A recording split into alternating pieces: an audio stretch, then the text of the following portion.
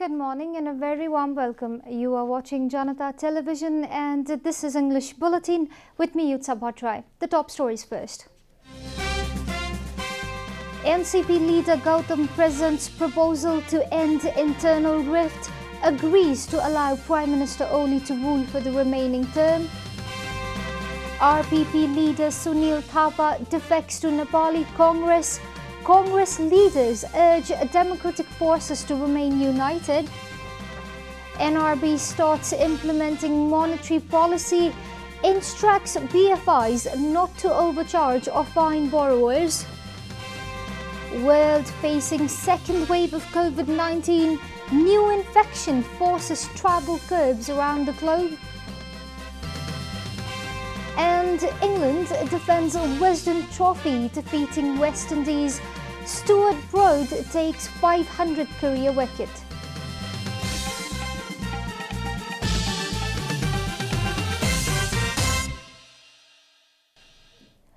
And now the news in detail. Leaders of the Nepal Communist Party have said Tuesday's decision to postpone the Standing Committee meeting is against the party statute. The party members have also expressed their disappointment at the news of Prime Minister Oli single-handedly postponing the Standing Committee meeting.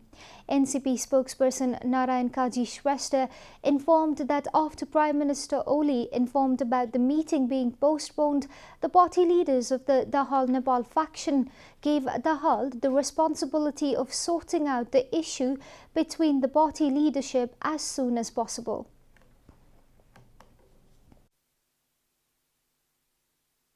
जारी रहेको स्थायी कमिटीको बैठक party अध्यक्ष comrade KP Sharma ओलीले विधि विपरीत स्थगित भएको सूचना प्रसारित गर्नु उचित थिएन। यस विषम परिस्थितिमा पार्टीको एकता र विधि र परम्परालाई ध्यानमा राखी अध्यक्ष कमरेड केपी शर्मा ओलीसँग छलफल गरी बैठक सुचारू गर्न पार्टी अध्यक्ष कमरेड प्रचण्डलाई जिम्मेवारी दिने निर्णय बैठकले गर्यो। Senior leader Jhalanath Khanal and Chairman Dahal had urged Prime Minister Oli to attend the Standing Committee meeting before taking any crucial decision, but Prime Minister Oli denied their request, spokesperson Shrestha informed. The meeting urged the members to protect party's unity, push the party forward according to its statute, and help prevent any problems within the party. पार्टीको वर्तमान सङ्कटलाई सकारात्मक ढङ्गले निकास दिन योगदान पुर्याउनका निम्ति पार्टीका सबै नेता, कार्यकर्ता र सदस्यहरूलाई आफ्नो ठाउँबाट भूमिका खेल्न आह्वान पनि गरेको छ। The meeting was attended by 29 Standing Committee members and 2 invitees. Meanwhile, a Vice Chairman of Nepal Communist Party, Bamdev Gautam, has forwarded an agreement proposal to let KP Sharma Oli hold the Prime Minister's post till the remaining tenure of the government. Similarly, Gautam has also proposed to allow Prime Minister KP Sharma Oli remain as party chairman until the upcoming party convention. A report. Leader Gautam yesterday floated a 6-point recommendation to the party as a middle approach for solving the internal rift within the party due to the rivalry between chairman duo Oli and Puspa Kamal Dahal. Leader Gautam revealed the proposal yesterday in lieu of finding long-term solution to the existing disputes within the party. It will be appropriate for now that Prime Minister KP Sharma Oli handles the responsibility of both executive head of the government and the role of party chairman, Leader Gautam's proposal states. Likewise, Gautam has also proposed to let another chairman, Puspa Kamal Dahal, exercise all executive rights within the NCP until the next unity convention. Similarly, the proposition also outlines that NCP would not meddle with Prime Minister Oli's daily works that he performs as the executive head of the country. However, Prime Minister Oli has to discuss the matters of national and international affairs in the party's secretariat before taking any decision, it further reads. Similarly, reshuffling of cabinet along with political and constitutional appointments should be based on suggestions and consultations with the party secretariat, Gautam proposed. Leader Gautam has also demanded to convene all party meetings at the party headquarters from the next meeting. Gautam has assured that the internal conflict will cease to exist, at least for now, if the party agrees to his recommendations. Sunil Thapa, an influential leader of Rashtriya Prajatantra Party, has joined Nepali Congress. Thapa, along with 11 other leaders, left the party, which was established by his own father and former Prime Minister Surya Bahadur Thapa. A report. RPP's influential leader Sunil Thapa yesterday defected to Nepali Congress, leaving the party which was established by his father Surya Bahadur Thapa. Thapa Jr., a former minister himself, joined Nepali Congress 10 years after breaking ties with the same party. Thapa said he decided to rejoin Nepali Congress to strengthen the democratic forces at a time when authoritarian tendency was dominating the national politics. जब party एकीकरण भएर आफू पाको र त्यो हिजोको संविधान लेख्ने बाचालाई तोडेर उहाँहरूले त्रै नेताले चाहिँ अर्को बाटो हिँडेको हुनाले हामी हट्न नसकेको हुनाले हामी हट्न नसकेको हुनाले र हामीहरूले अब लोकतान्त्रिक मार्ग नै लिनुपर्छ र त्यसलाई हामीले नेपाली कांग्रेसलाई नै मा प्रवेश गर्ने निर्णय गरेका हौं. Speaking at a ceremony organized to welcome the new party members, Nepali Congress President Sher Bahadur Deuba pointed out to the need of protecting democracy by uniting all democratic forces. Deuba said that the time has come for all democratic forces to stand together as the fundamental principles of democracy are under increasing threat.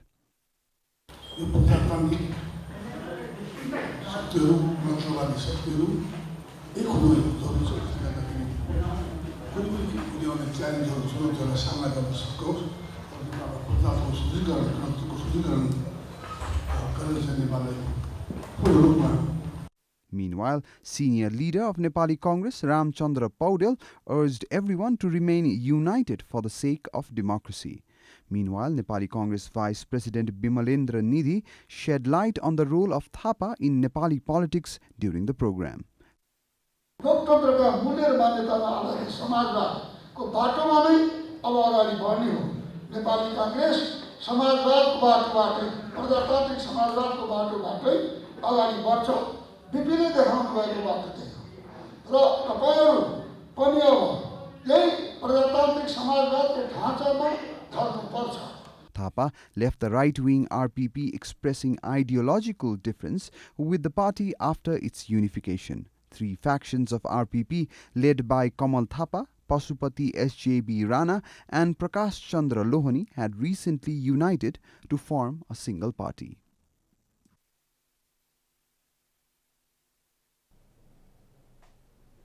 This is Janata Bulletin. We'll be right back after a short break.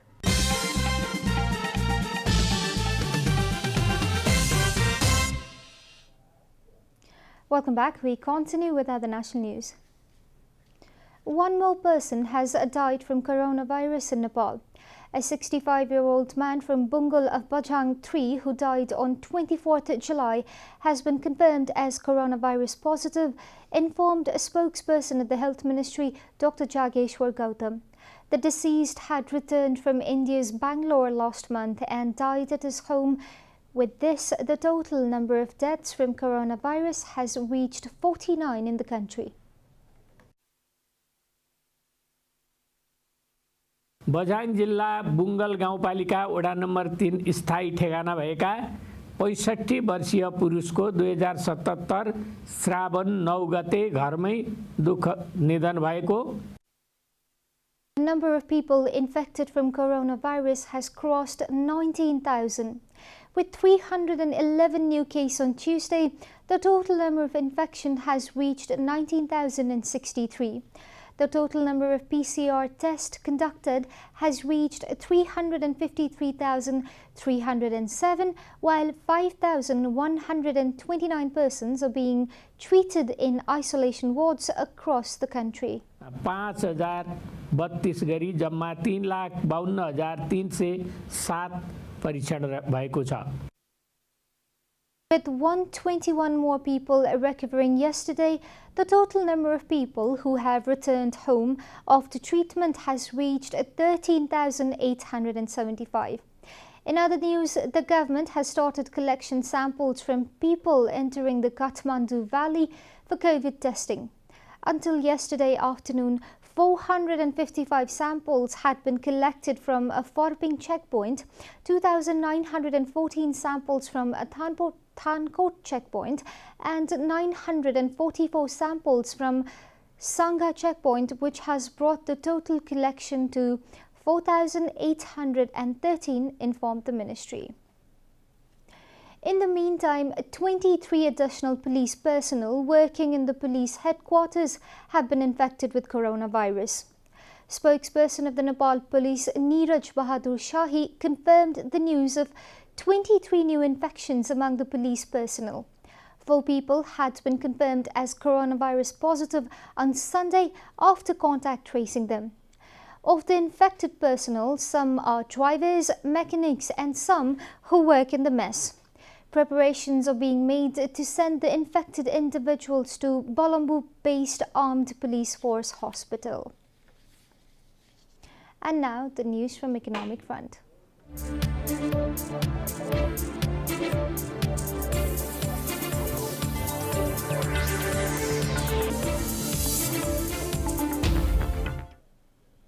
Nepal Rashtra Bank has issued several directives to implement the monetary policy for the new fiscal year. In doing so, the central bank has reduced the service charge taken by banks and financial institutions from their customers.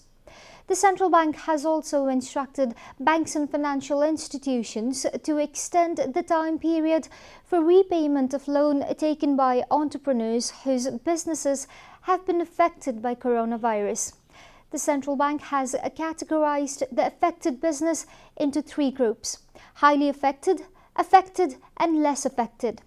The time period for repayment of loan has been fixed between 6 months to 2 years. As per the instruction of the central bank, the businesses that have been highly affected by COVID-19 will be able to repay their loan within 2 years from the start of the current fiscal year. All sectors affiliated to the tourism industry can avail such facilities. Recreation businesses, party palaces, film industry, distributors, cinema halls also fall under the same category. Other affected individuals and entrepreneurs can pay back the loan between 6 to 9 months, depending on the extent of damage suffered by the pandemic and lockdown. We'll be taking a short break here at Janata Bulletin. Stay tuned for international and sports news.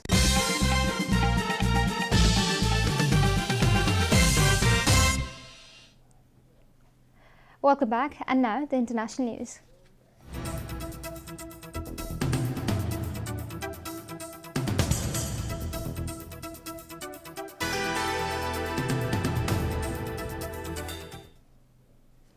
Nations in Asia imposed new restrictions this week as the world confronted the prospect of second wave of COVID-19 infections. According to Reuters, an abrupt British quarantine on travellers from Spain threw Europe's summer reopening into disarray. In the United States, still dealing with its first wave as infection, President Donald Trump's National Security Advisor, Robert O'Brien, became the most senior official to test positive. The White House said Trump had not interacted with him in days and was not at risk. Surges were reported in several countries that previously appeared to have the virus under control. Australia recorded a record daily rise. Mainland China, where the virus first emerged late last year, confirmed the most locally transmitted cases since early March. The World Health Organization said several travel restrictions were not a long-term answer. It said proven strategies such as social distancing and face covering must be employed to halt the virus spread. Officials in some European and Asian countries where the virus is spreading again said new outbreaks could be contained with local measures rather than nationwide shutdowns. Floods caused by heavy monsoon rains in two of India's poorest states have displaced or affected 8 million people and killed 111 since May, Reuters reported, citing government authorities. According to the news agency, the natural disaster has struck at a time when coronavirus cases have swelled in the country. The Brahmaputra River in the northeastern state of Assam is flowing above the danger level in many places, while heavy rains that began this week in Bihar in the east will last until Wednesday, the news agency reported. Since the start of the monsoon season on June 1st, Assam has received 15% more rainfall than a 50-year average and Bihar 47% more, according to the country's weather department. The floods in Assam, where at least 9 one-horned rhinos have drowned, have so far affected 5.7 million people, more than 45,000 of whom are still sheltered in makeshift relief centers. In Bihar, floods have stranded more than 2.4 million people, with around 12,800 staying in government shelters. You are watching Janata Bulletin, and now the latest from the world of sports.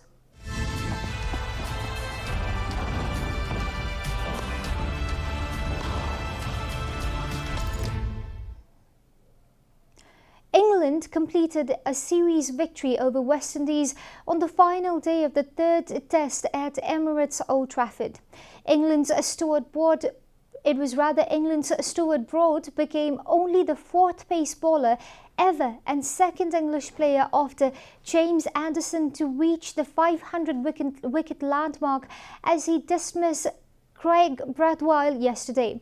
He also took the final wicket of the match to complete his third 10-wicket haul of his career. Broad won the Player of the Match as well as the Player of the Series award as England retained the Wisden Trophy and maintained their record of unbeaten Test series at home for 6 years. West Indies resumed the day on 10-2 but managed to only reach 129 before being bowled out as England won the final test by 269 runs. The series ended 2-1 in favour of the home team. The English team has also climbed to third in the ICC World Test ranking behind India and Australia after regaining the Wisden Trophy. Ferrari chairman John Iken says the team cannot expect to be competitive in Formula One before 2022. Speaking to Italy's Gazzetta dello Sport in a rare interview, Iken pointed out the team's new principal, Mattia Binotto, was a part of the Ferrari team that dominated the F1 in the early 2000s, with Michael Schumacher says he has full faith that Ferrari can regain their dominance. Ferrari have started 2020 with a car that is more than a second of a lap slower than the pace-setting Mercedes, which has won all three Grand Prix this season after reopening. Ferrari lie fifth in the Constructors' Championship after 3 races, with the best result of second place by Charles Leclerc in the opening race of the season. Leclerc and teammate Sebastian Vettel crashed together at the start of the second race, while Vettel could finish only 6th in the third race in Hungary, while Leclerc finished 11th and out of points. We are at the end of the Janata Bulletin and the headlines once again. NCP leader Gautam presents proposal to end internal rift, agrees to allow Prime Minister Oli to rule for remaining term. RPP leader Sunil Thapa defects to Nepali Congress. Congress leaders urge democratic forces to remain united. NRB starts implementing monetary policy, instructs BFIs not to overcharge or fine borrowers. World facing second wave of COVID-19 New infection forces travel curbs around the globe. And England defends Western Trophy defeating West Indies. Stuart Broad takes 500 career wicket.